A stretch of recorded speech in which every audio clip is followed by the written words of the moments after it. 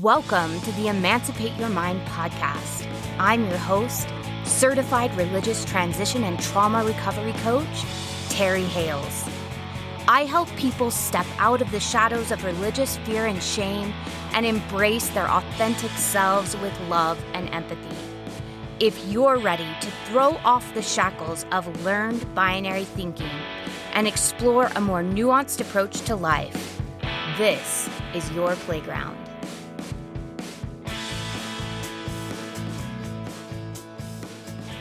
Hello, everyone. Welcome back to the Emancipate Your Mind podcast. I am thrilled. Today, I'm getting to talk with one of my favorite friends, actually, since going through the deconstruction process. His name is Peck. He's a public speaking coach and a communications coach. He's actually been my public speaking coach. He's been helping me, express myself better on this podcast and feel more comfortable showing up in video and getting ready for the Beyond the Wound Summit that I've been part of for the past several months. And he has also gone through his own deconstruction journey. We met back in 2019 at a business retreat. And he was teaching about learning to public speak better, and I took some classes from him. But when he started going through his deconstruction process, the same coach that kind of connected me with him the first time connected us again. And we got a chance to, throughout COVID, when we were just, in video conference, we got a chance to really talk through some hard issues. And one of the issues that kept coming up for us was authenticity. And so, Chris, I am excited to introduce him to all of you today. He's got some great thoughts. And yeah, I can't wait to see what comes up today. So welcome, Chris, to the podcast. And tell us a little bit about yourself and also your religious background and also why you've been interested in authenticity throughout the last year when we've been having all these conversations. Yes, thank you, Terry. I'm so excited to be on this podcast. I've been listening now to for a while, not just because I need to listen to it so I can hear how you're showing up, but also because I find the content that you're creating to be so valuable for this community. So thank you so much for having me. Communication is hard. Mm-hmm.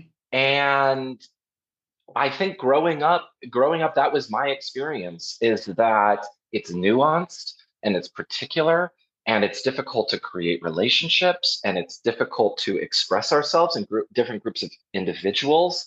And I do think there are people who have natural ability to show up and be the best version of themselves.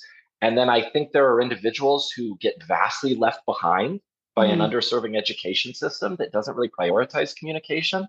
And then I think there are a whole bunch of us in the middle. Mm-hmm. And that's where I found myself being growing up. And I have to say, my background is in theater, and theater was the place where I really got to shine as a communicator. I think a lot of people are nervous around theater. They think of it as public speaking. I have to get up, I have to present myself. But theater for me was a place where I could go and know exactly what to say and exactly what to do in order to create a story. And those were areas of my life that I didn't really have, I didn't know how to show up and know exactly what to say and exactly, the most clever, funny thing to say with my friend groups. But I could be funny on stage because somebody else wrote that line for me and it was brilliant. And so I was really empowered by theater. And I was an actor. And then in college, I got introduced to directing. And that's really where I shine in the work that I do with my clients now as a communication coach and a public speaking coach. Is one of the things I realized is that I love being the first audience member. And that's really the responsibility of the director. When we think about theater's been going on as long as there have been people. As long as there have been people sitting around a fire telling stories, there's been theater. But the convention of the director is only about 150 years old. Mm-hmm. Prior to that, the individual who would have been responsible, quote unquote, directing might have been in ancient Greece, it would have been the playwright. But the playwright has an agenda because they wrote the play. Mm-hmm. In Shakespeare's time, you would have had an actor manager, but the actor manager had several agendas. They had to direct the play, but they were also in the play, but they were also the emissary between them and whoever the wealthy patron was who was financing their group. And so there were all these individuals that they had to please. So it wasn't until the 19th century that you have the the character of the director, the individual, the director who steps back, and the only agenda that they had was to serve as the audience's emissary, is to say, what does this play feel like? What does it look like? How is Mm-hmm. it going to be experienced? And so to be able to sit back and be an audience member. And that's what I like to do as a communication coach is communicating is so hard, whether you're getting prepared for a TED talk or you're trying to come up with a story for your organization, or you're having challenging conversations with a boss or coworker. Mm-hmm. Sometimes it's really helpful to have an objective personality to sit back and say, this is what I see, this is what I feel, this is what I'm experiencing.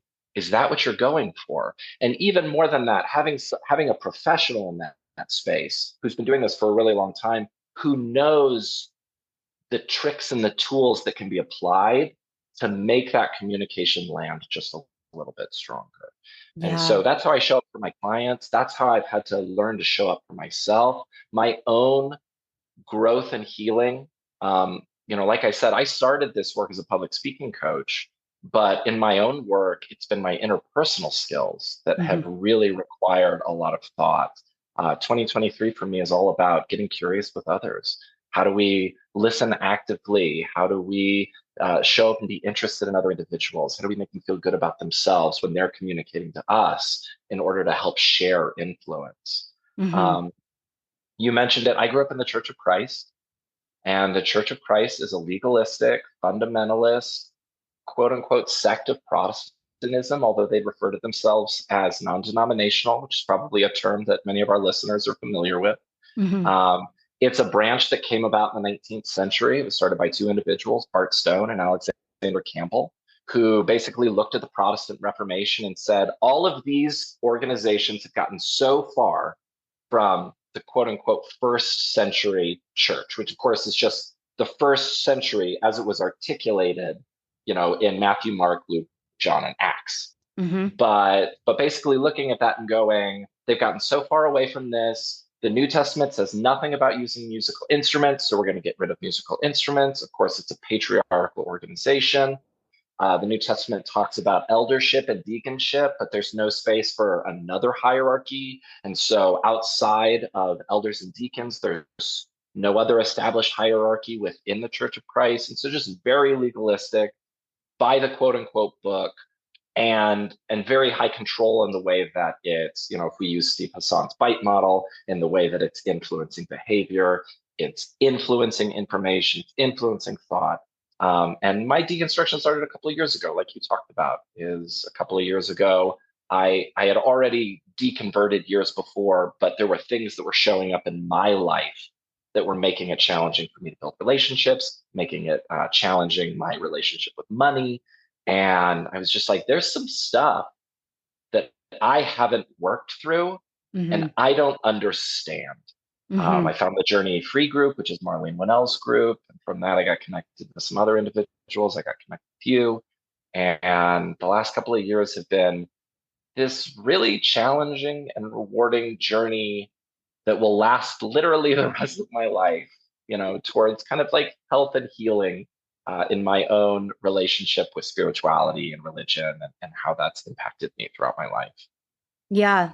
I love how you put that it's challenging and it's freeing, because I think that's exactly what it is. It's both at the same time. It can be challenging and heartbreaking, and you might feel yourself experiencing grief or anger, but at the same time, there's all this freedom and all this, like, I don't know. I just remember feeling like really expansive and like anything's possible. And that was both really exciting and absolutely terrifying when I realized, Mm-hmm. like, there is no box anymore. I can Mm-hmm. move about freely. And so, which kind of brings us to our topic today about authenticity, and if there Mm. really even is such a thing as Yeah, authenticity, yeah, because you and I have had lots of conversations about, were we being authentic when we were in high demand religion? Like, the me that I was in Mormonism absolutely 100% believed that I was living by my values and my belief yeah, system and what I thought was best for me. But from the vantage point where I'm at now, I can see where I was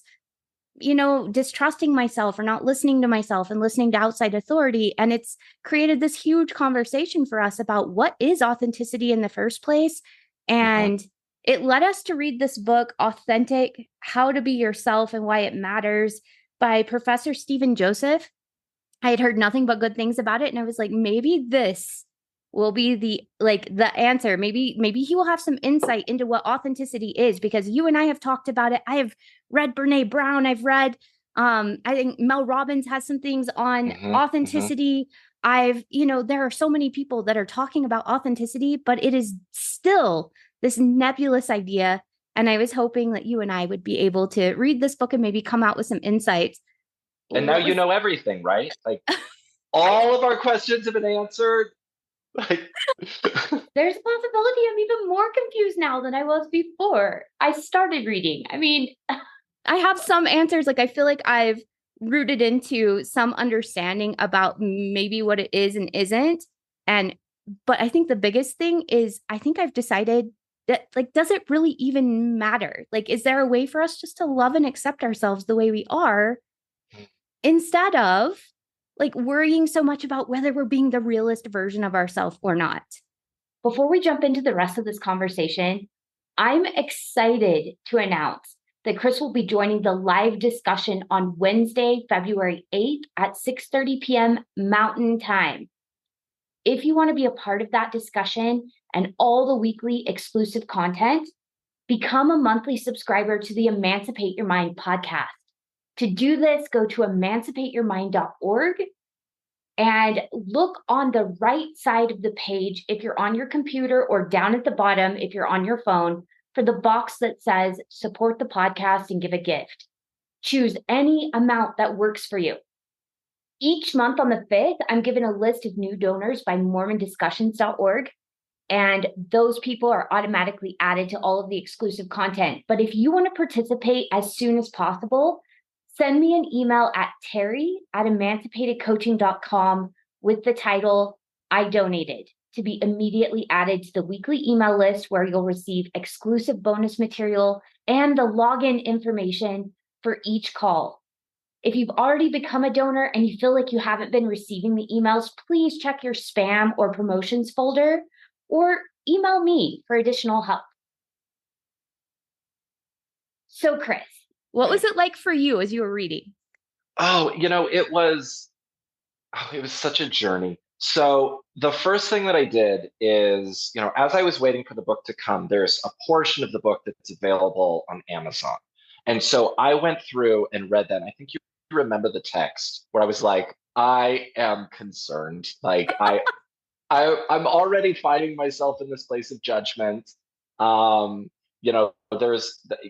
You asked sort of my relationship with authenticity, but existing in the theater circle, there's a lot of language that gets used in this book: pretending, performing, acting, wearing a mask. And so this is language that I've heard within the authenticity movement all the time. Oh, don't wear a mask, quit pretending. You just have to be your true self. And I'm like, right, what does that look like? What does that mean? What are you talking about? Like, take me further. The number of individuals who, oh, you just got to be authentic. What does that mean? Be your true self. Well, what does that mean? Well, you got to be authentic. Okay, now we're just going in circles. Um, and so I was already a little distrusting. So when the book actually came, I had to allow myself to exist in a place of unconditional belonging of this book, because I do think that the writer brings up some really great points. Mm-hmm. But what I found most beneficial about this book is it really cemented me in the. I have no problem with the authenticity movement. What I struggle with is the binary opposite, the Mm-hmm. concept of inauthenticity. And to me, that is a really detrimental and scary term. I kind of think of it as equivalent to growing up. Were we behaving in such a way that we would achieve heaven, or were we behaving in such a way that we would avoid hell? And to me, the binary existence of authenticity versus inauthenticity, are we trying to be authentic, or are we trying not to be inauthentic? Mm-hmm. And and especially when we're talking about authenticity and inauthenticity within this sort of like social media revolution, Mm-hmm. where our voice has a greater impact because we have access to so many more individuals. I think one of the reasons why authenticity is as important as it is right now is because social media presence has become so curated that I think people desperately want to see the imperfections of others Mm-hmm. so that they can feel okay about their own. Mm-hmm. But again, like imperfection is not the same as authenticity, right? And so I think we're making a lot of false equivalencies along the way. And it's just kind of getting us tied up in, like you talked about, this sort of moving target that's really difficult. Even the writer, what He is it flip on? flops all the time. Like Oh there my are God. Yeah, well, you're looking that Yeah. up. Like there are times where he's like, you can be kind to yourself and look back at places where maybe you were inauthentic and you can be loving and compassionate to that part of yourself, understanding that you did the best that you could with the information you had at the time. And then in the Hmm. very next chapter, he's like, almost using judgmental language for the times in our past where we've shown up in ways where maybe we did listen to outside authority instead of our own voice, or we were trying to people please, or we were trying to be perfectionistic, or we were engaged in a job or a task. We said Hmm. yes when we meant to say no, or it would have served us better to say no. And so there really is some conflict, I think, even within the author about what Yeah. authenticity is. Yeah, go ahead. Yeah. Did you And find what you were looking for? I did. I mean, you can feel that conflict on page 140. He says, in relationships, allow authenticity to develop. I'm not saying don't be authentic on a first date, rather, that you don't need to tell the person about your deepest fears and childhood traumas there and then. Too much self revelation too soon will scare many people off. That does not mean being inauthentic, but rather going with the rhythm of the relationships that develop. Could you imagine? Could you imagine if I held a class, a workshop, where I was helping men on first dates, and that's how I started? Like they would never show up on a first date ever because Oh like my God. be They'd be like, yourself, but it's not too easier to much be yourself. alone. Right, Yeah. right, right. Yeah, Yeah. like show up and be yourself, but not too much because it'll scare them. But if you're not being yourself, then you're being inauthentic and therefore you can't like actually deeply connect with anyone. Yeah. Yeah. Yeah. And one of the reasons why I love this conversation about authenticity is because it does tie so well to just the challenges of communication, the challenges of showing up, being the best version of ourselves. But now we've got this interesting paradox where it's like, but I'm not allowed to perform. Mm-hmm. But communication is inherently performative. Mm-hmm. You know, you and I are performing in front of one another right now. It's the presentation of self, regardless of who we're speaking to. And our performance is elevated even further because we know there's an audience that's listening to this podcast. Mm-hmm. And so we're performing for one another, we're performing for our audiences, we're performing for ourselves. And now for this movement to say, but maybe some of those performances aren't authentic, you Yeah. know? And it's like, okay, which ones? Like you show me, point to the one that's not authentic. Help me understand because to this point, I don't.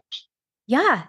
Well, and especially when we come from high demand backgrounds where we may have family members or friends that are still involved in high demand backgrounds, there's a level of safety. There are certain people that I feel more comfortable like showing more of my uncertainty and showing more of my imperfection and some of my inner Mhm. conflict and some of those things too, as well as sharing some of my successes and joys, because that's not always safe to share with certain Right. people. And there are other people that like my thought process goes through a filter Hmm. before I share it because of Hmm.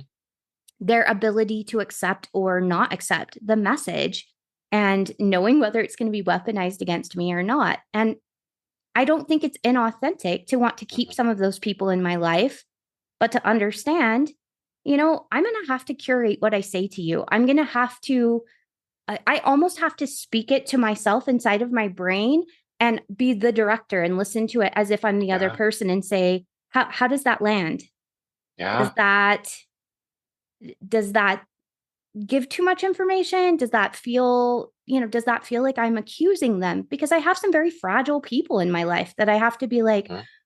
I call it the shit sandwich. I, Yeah. I have to like really build them up and be like, these are all the things I love about you and why I love having you in my life. This small little thing needs to change. and we're going to continue to be connected. And, I love you and want you in my life. Like, and then there's other Yeah. people I can just say what I mean without having to filter. It can just go straight from brain out of my mouth. And I know that even if it comes out wrong, the other person's going to assume the best about me and get Right. curious if they need to get curious. Right. But now we have this, I think, really detrimental additional layer where Mm-hmm. as you're self-directing and deciding how do I need to show up, with this group of individuals and this group of individuals and this person over here, now we have this additional layer that's saying, well, you need to show up as yourself all the time. Otherwise, you're doing it wrong. And Mm-hmm. in even just this internal turmoil Mm-hmm. of trying to identify how we show up for others is in some way inauthentic. At least as I'm understanding this authenticity and inauthenticity binary. And what I'd love to do is kind of like deconstruct what it means to be both authentic and inauthentic. And I've heard so many different definitions for authenticity. I've heard you in the past, and I love this authenticity being the ability to kind of try on different pieces. And to me, that's even a little bit echoed by the author who talks about the importance of autonomy as it relates to authenticity. I've heard authenticity as alignment, right? Alignment Mm-hmm. of actions and feelings and words, and just making sure, the moral component of that, the ethical component of that. I've heard authenticity requires vulnerability. I've heard that authenticity requires honesty. Mm-hmm. And yet, when we pick apart all of those things, is a dishonest person inauthentic? I don't think so. Yeah. Because, like, raise your hand if you've never felt like you were in a position where you had to skirt the truth a little bit in order to maximize the value of your relationship in that moment. Yeah. Like, what could be more human than that? Even chronic dishonesty, that is coming, I think, from an authentic place. Like, Absolutely. Yeah. I um, think chronic dishonesty is a protective mechanism. If you grew up with mhm, really punitive mhm, parents, that if you were honest about mistakes that you made, if you were honest about, a mess that you made, if you were honest about your actual feelings or thoughts, it could become very, violent, abusive, punitive. mhm. And so you learn to just, tell part truths or avoid Yeah, certain truths or, even flat out change the truth whenever yes, whenever you said it. And is that being inauthentic? I don't think it is. yeah, yeah. Until we learn, like, I think we can grow to a place where that might be inauthentic. We might learn to like care for ourselves and build a better relationship with ourselves and feel more comfortable Mhm. removing ourselves from abusive situations. But until we've done that, and if we don't ever do that, I don't think that it's inauthentic to be that person. It's who Right. you are in the moment, and who you are in the moment is who you are in the moment. Right. I feel like you're never more authentic than who you are right now, Yeah. and tomorrow you'll never be more authentic than you are. It's just like, we grow as individuals, and the pursuit of this sort of ideal authenticity to me just feels kind of maddening. Because Yeah. again, are we pursuing authenticity or are we avoiding inauthenticity? Mhm. And are we pursuing, and the writer even like gets into some precarious places here, where who determines our authenticity? Yeah.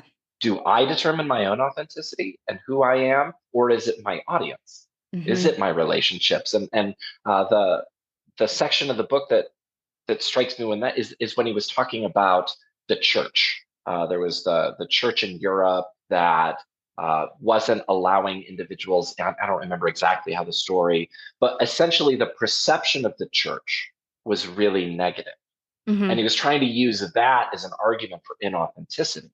But to me, that's just the difference between intent and impact. Yeah.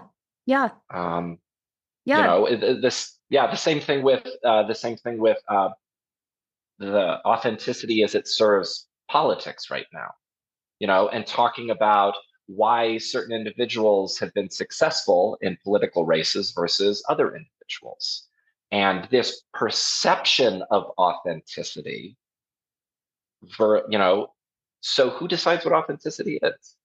Well, and I can think of certain political candidates in recent years that, I had family members perceive as very authentic because they were rough around the edges, said whatever Hmm. they wanted to say, even if it was really offensive and mean. Hmm.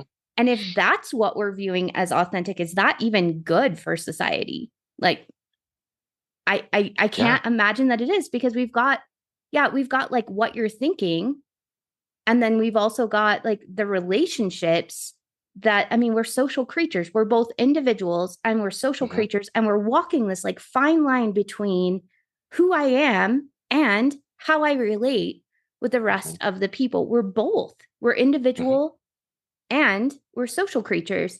And I'm thinking about this particular political candidate who You're so delicate.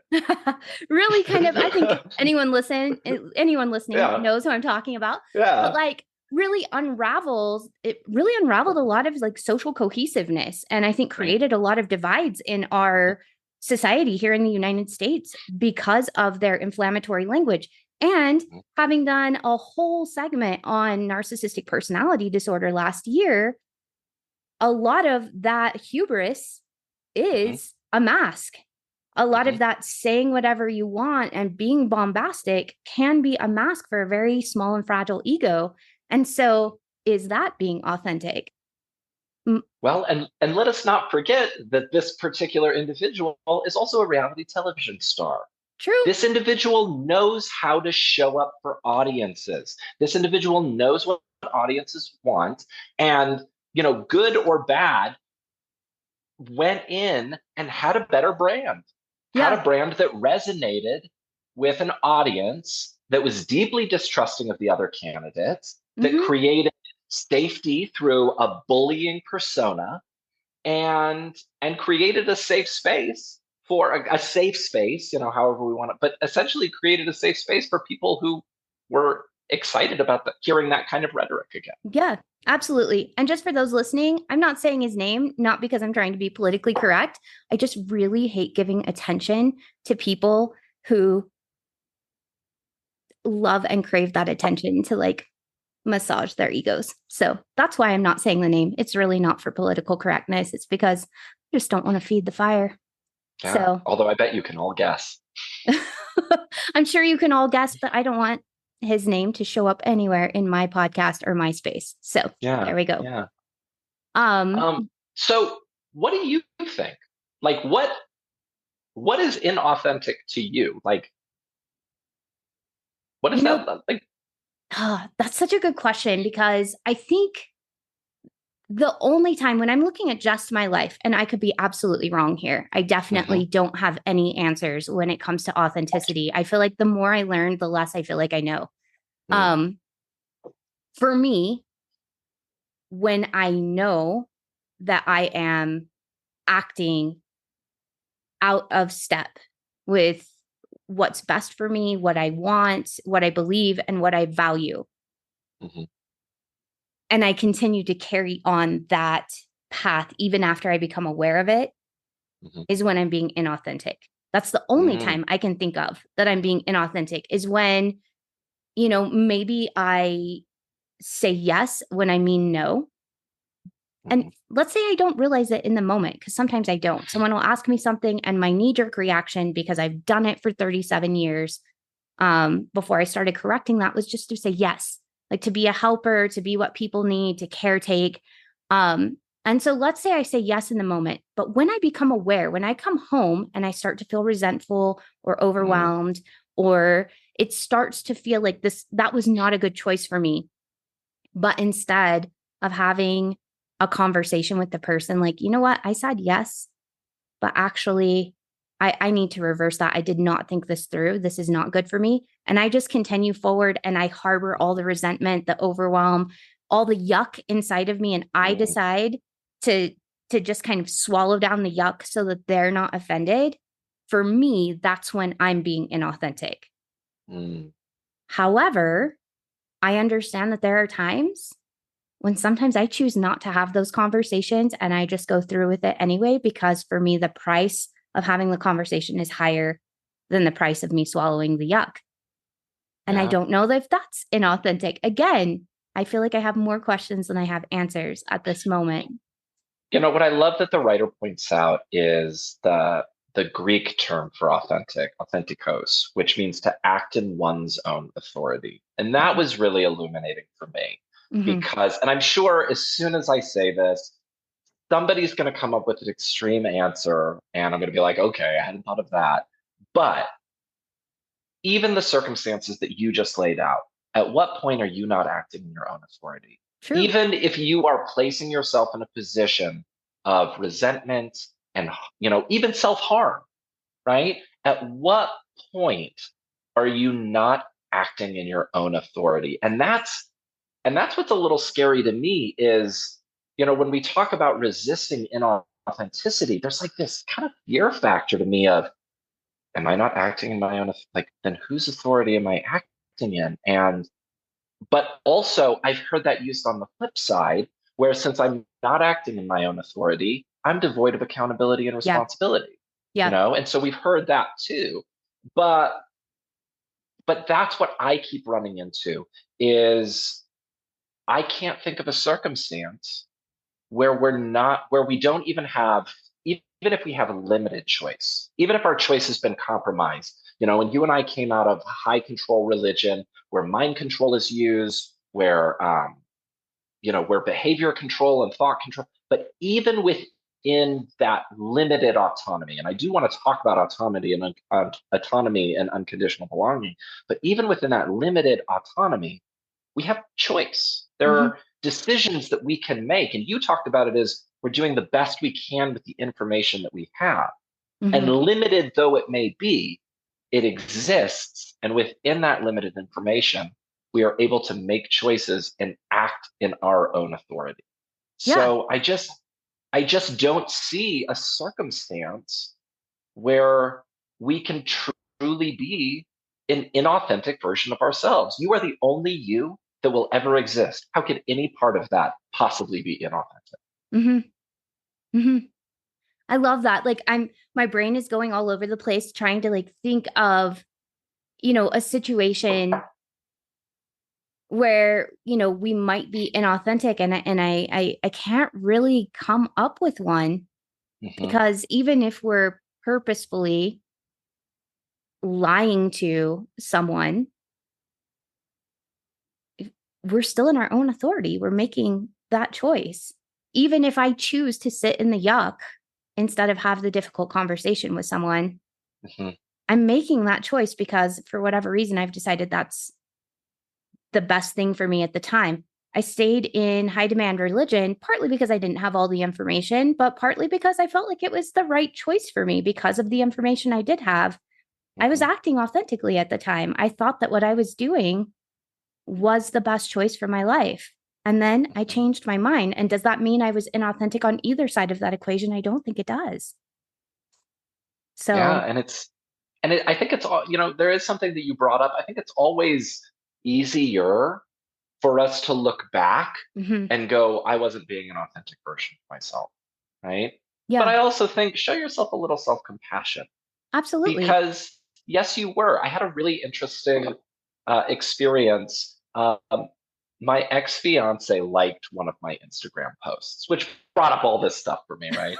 And so my wife and I did the only adult responsible thing we could do. We Facebook stalked this person, and we see a picture of my ex-fiance with her now husband and their two beautiful children named Luke and Levi. And Ariel looks at me and goes, "That could have been you." And I go, "Yeah, it could have."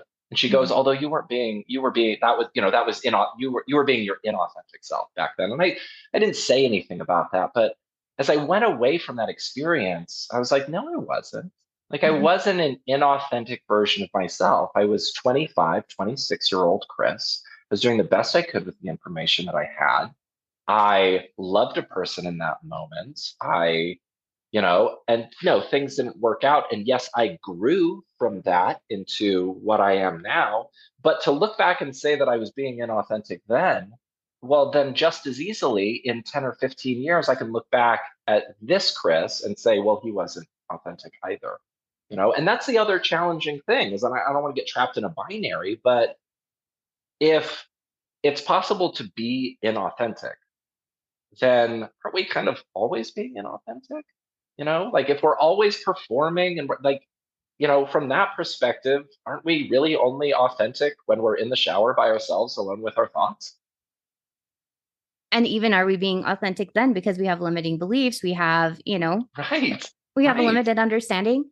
One of the things that I love that you're bringing up is, you know, the versions of us that we sometimes look back and we judge are the versions that got us here. That Hmm. girl that was, 20 years old, trying to please everyone and get everyone to think well of her and was trying to be as perfect and achieve as much as she possibly could. She's the one that learned the lessons that allowed me to change. She's the Hmm. one that Hmm. brought me to my breakdown where I started seeking out therapy. She's the one that, tried her hardest with her limited understanding until it broke and it didn't work Yeah. anymore. And without her, I'm not here. Without her doing the best she could with the information she had, Hmm. I don't arrive at current Terry. And the mistakes I'm making now, because I'm making plenty, I will be the first person Hmm. to admit that to you. The mistakes I'm making now, the things I'm trying on that don't fit, the times that I'm practicing doing something different and I'm doing it super imperfectly, this is what is creating the future version of me that will exist. The changed version of me that will grow and learn because I have to make mistakes. I have to, try things on. I have to do things imperfectly in order to arrive at a, grown version of myself.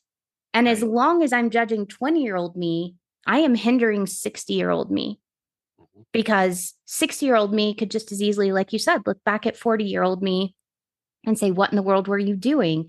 You had this and this Right. and this inside of you, and you weren't expressing that because you were so afraid of, making a mistake or, making somebody feel bad or whatever.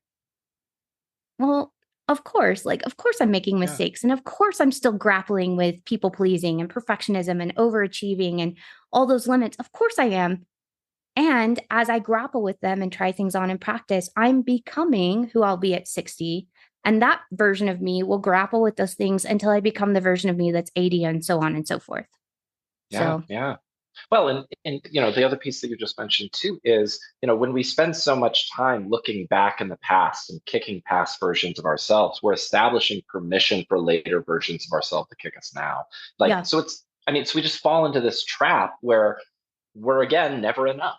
yeah. And that's another, to me, kind of insidious part of the, I'll say, the inauthenticity movement, because I do think there's value to authenticity, Hmm. particularly thinking about how we show up and how we do act in our own authority. That Hmm. can be very empowering.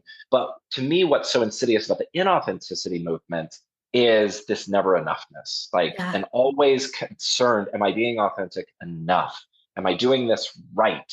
Am I following all the rules? What is he like? Know yourself, be yourself. I don't know, play with I don't know. Take But like, accountability for yourself or something like that. yeah, Yeah. yeah, yeah. So, these three steps, but am I following them closely enough? But if we could, and there are sects of psychology that do this. I'm looking right now at an article from Psychology Today that was written by Dr. David Hanscom. And he sits on the other side of the fence from authenticity, where he talks about our actions today are determined what has been programmed into us from birth. And what he means by that is we are the sum of our experiences and our relationships and our circumstances. And Hmm. every experience we take part in plays a role in our current authentic self, Yeah. right? That it's not something that we're striving for or looking for. It is as we exist right now in this moment, based on all the experiences, circumstances, and relationships that have molded us into who we are today. And Mm-hmm. if we can just look at authenticity, I love that for Mm-hmm. authenticity, and we can strip away this concept of inauthenticity. And I actually think Stephen Joseph has some really important things to say. I love what he talks about, where authenticity can thrive in environments where we have autonomy and agency and unconditional belonging? Where are the places that we're allowed to try on uncomfortable pieces of ourselves in an environment and around people who will love us and accept us for who we are? Yeah. And, and what can that mean for, you and I both have children, right? Mine's 17 months old, yours are, teenagers now, right? Yeah. But like, what does that look like in terms of the environments that we're creating for them? But also, what does it look like for us as we're intentionally going out and finding our own community? How are we showing up so that we attract the type of people to us that will allow us to try on the uncomfortable and challenging pieces of ourselves, but do so in an environment of unconditional belonging, or as unconditional, I think, as human beings are capable of. Absolutely. Because that brings up, it's funny because I keep having this like little red light going off as we're talking about unconditional belonging that has to do with boundaries. And I've been Mm-hmm. having a discussion with someone in my life about unconditional belonging and love and boundaries. And, we're exploring this together that, Yeah. is it unconditional if you have boundaries? And I Mm-hmm. think that it can be. I think you can have Mm-hmm. unconditional acceptance for someone and boundaries for yourself. Yeah. So, Yeah. like, yeah, you can totally exist that way. And I love you. And sometimes I'm going to need space from you because that harms me. Right. So I Right. can love Well, you from afar. yeah. And what I'm hearing there, though, is there's not a mutual unconditional belonging, I don't think right? there is. Is that you're showing up with the concept of unconditional belonging. I absolutely love you for everything that you are, but I have these needs as well. And the other individual is saying, that doesn't work for me. Yeah.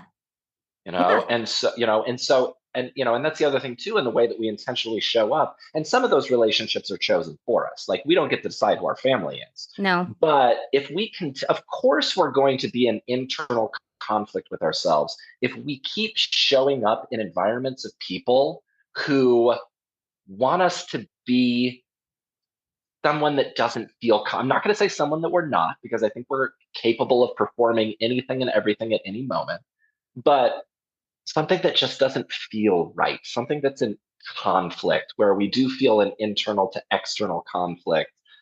It's how I oftentimes have to show up with my family, Yeah. or I think about friends that I went to undergrad with. I went to a religious university, and so a lot of those friends are still engaged in that religion.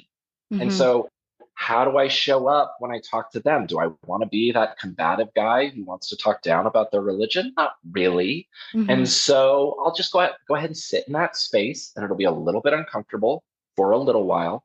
But I also don't spend a lot of time with those people, Yeah.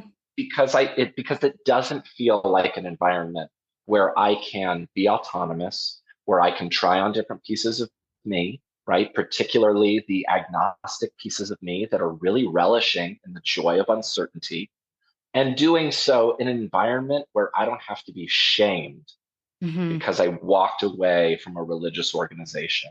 Like, that's Yeah. that's that's not where I want to show up. Yeah. Well, and I think, going back to our kids, we're living right now in families that have multiple different people with multiple different needs.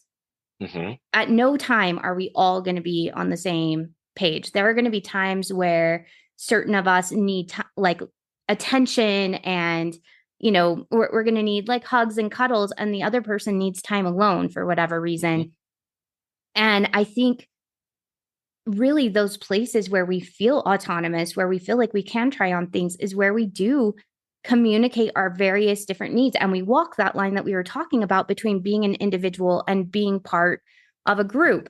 I think if everyone gets to voice their needs, which I think doesn't happen in high demand places, or, the places where there's a lot of control, if we all get to voice our needs without consequence, if we have children who can say, I really need love and cuddles, I need you to pay attention to me as I draw this thing for the 50th time, I need you to, just sit and read to me or whatever it is. And we're able to also voice, I need time to be alone and not be touched for a while. And we're able to communicate back and forth to meet Yeah. both of our needs. I think that's when we create these kind of environments where both of us get our needs met, because I think so often it becomes an either or situation. I think that's what was modeled for us as kids is either our parents are getting their needs met or we're getting our needs met as kids. Right. And either we had parents that became martyrs and poured everything into us, but then felt a lot of resentment. And now that we're adults, they have this you owe me sort of kind Yeah. of, I guess, like expectation. Or we had parents that are like, these are my needs and you need to mold to fit my needs because your needs are less important because you're a kid. Um, Right. and so we molded and became people pleasers and caretakers. And we kind of like, you know, melded into our parents in order to keep them emotionally happy. And now we're undoing some of those things. So I think when all parties involved can come to the table and say, this is how I feel, this is what I Mhm. need. And we're able to both speak and say, okay, well, how do we meet your need and my need? I've been so impressed with my teenage kids being able to say, well, what if we did this? Like they're willing to brainstorm with me and problem solve and say, okay, that makes sense. Well, what if we did this? Like, what if we try this thing on and we try it on and then we come back and we talk about our experience, like what worked and what didn't work, and we keep tweaking it together. I've noticed that it's really allowed my kids to blossom because it's okay for them to make mistakes. It's okay for them to have needs and emotions. And it's okay for me to be human as their mom, too. We're going to work together to create the environment. It's not like we have this perfect environment and then we invite people in, like we're creating that environment together. Mhm. Mhm. No, Yeah. I mean, and as I hear, like, what I love from that is, that requires so many different pieces. On the one hand, like everybody being able to come together, but as I think about it from my own perspective, I have a huge people pleaser part because of what you were talking about, this dynamic of either my needs are met or somebody else's needs are met. And Mm-hmm. because of the high control religion that we grew up in, my needs are not the most important needs Mm-hmm. ever, right? And so even in my relationships, I find at times and sometimes more often than that, slipping into old scripts and past scripts of people pleasing because I can't possibly imagine a circumstance where both my needs can be met and the other person's needs can be met. Yeah, And because those conversations have been so challenging in the past, are they worth happening in the present? And so wrestling with and toying with those challenges for communication is, and I think we do run into this as communicators, is we've just had so many negative experiences that it's almost not worth trying again. absolutely. Well, and that's when we get into those neural pathways too. If every time we tried Mhm. to communicate growing up, there was a painful consequence that happened, our brains are not going to let us keep doing that same painful thing over and over again because it continues, it hurts deeper a little bit each time. Like Mhm. each time it cuts a little bit deeper. And so there might be parts of our brains that are like, you know what, conflict resolution is just not worth it Yeah. until we find a person. And sometimes it's our therapist. For me, it was my therapist for the first time where I was able to say exactly what I felt and exactly what I meant. And because they were not attached to the problem, they were able to hear it Mhm. without that like explosive emotional shame response that comes afterwards, or that fear of abandonment response.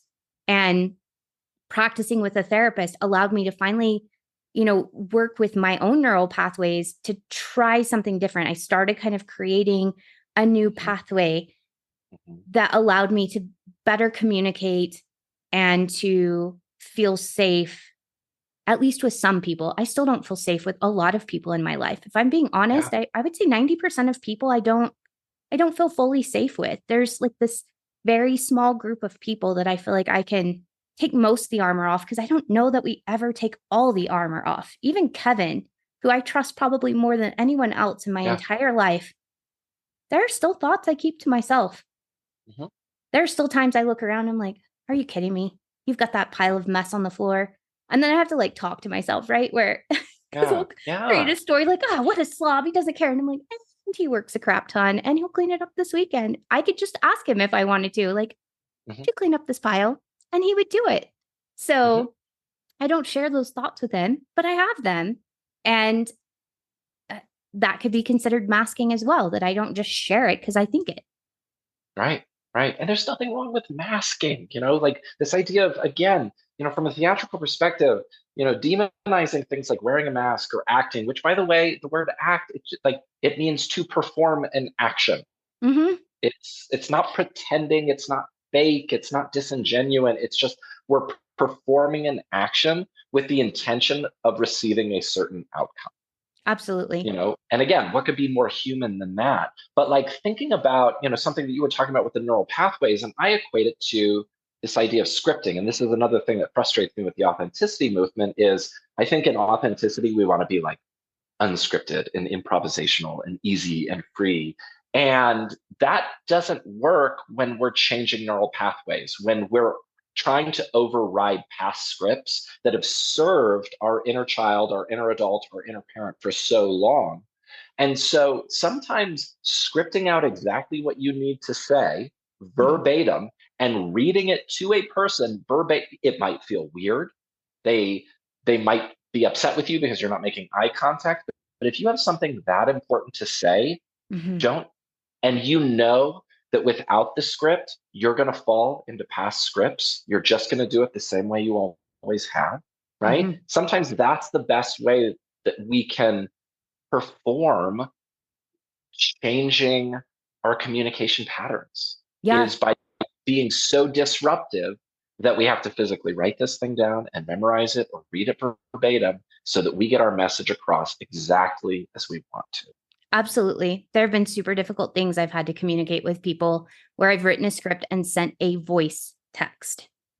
Mm-hmm. And whenever I get into conflict with certain family members, we actually have an agreement now, a boundary now, that instead of us saying really hurtful things, which was a past pattern, that we end the conversation there. We take some time to gather Mm-hmm. ourselves, care for ourselves emotionally, write down our Mm-hmm. thoughts, decide Mm-hmm. if it's communicate. Sometimes I have to write a pretty nasty letter first before I can write Yeah. down the thoughts I want to share. And then I send a voice text with those. And then they take however long they need to process that.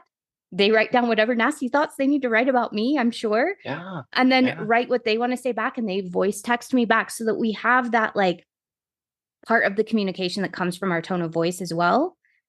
Mm-hmm. But we're not on the phone where we're going to like get back into our old patterns that we've had for decades and explode on one another. And it really has helped our relationship a lot to recognize when we're talking voice to voice and we both get triggered and we're headed down that road where we're going to say nasty things, we end the call so that we can slow down, take care of ourselves emotionally, and then come back to this place where we can communicate back and forth and take all the time we need. Sometimes it takes days for us to Yeah. process what was said and come back. And we just understand that, if we're worried that the other person isn't going to answer, we can type back and say, "Are you still thinking?" And they'll say, "Yes, I'll get back to you soon."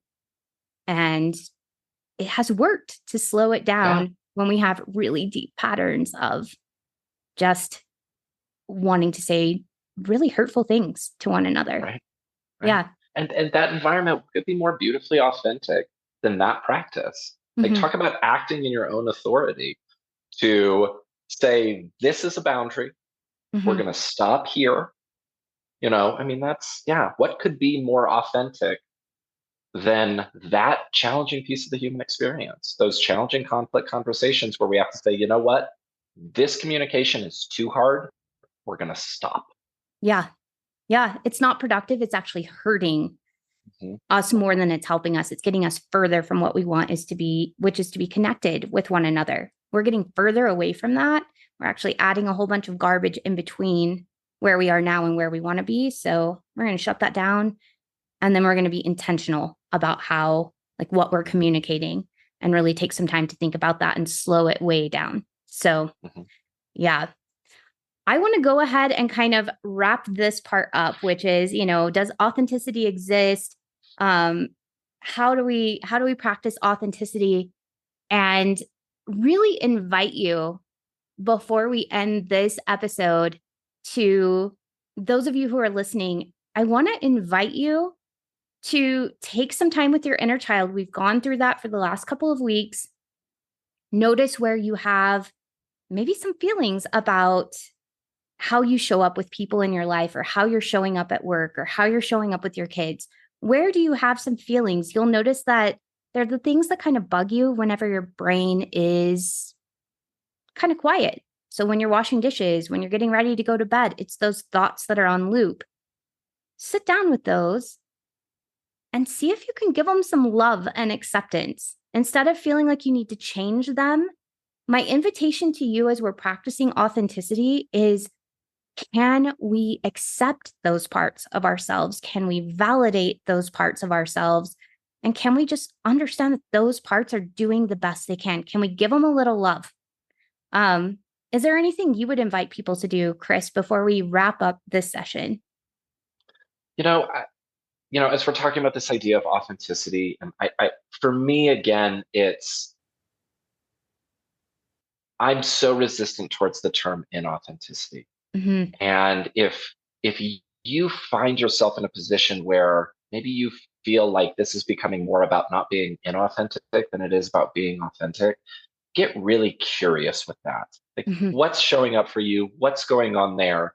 And show yourself some self-compassion. I said it before and I'll say it again, like, you are the only you that will ever exist. Mm-hmm. You are the most authentic version of yourself at any given moment. And so show compassion to that individual. Again, I love all of this information that's coming out so much more if we can just remove the term inauthenticity from the vocabulary. Yeah. If we can take away the shame and fear that we're doing it wrong, Mm-hmm. then this book actually becomes really great. Mm-hmm. And like you said, I would say 70-80% of the information, I was like, oh, yeah, I like that. That's good. But it was that like 20-30% where it was like, there's a right way and a wrong way to do this. I was like, which is what we're going to be talking about this upcoming episode for next week. We're going to be talking about that binary thinking and why that's problematic. So thank you so much for joining us, Chris. Where can people find you if they want to learn more about your work and just spend more time in your presence?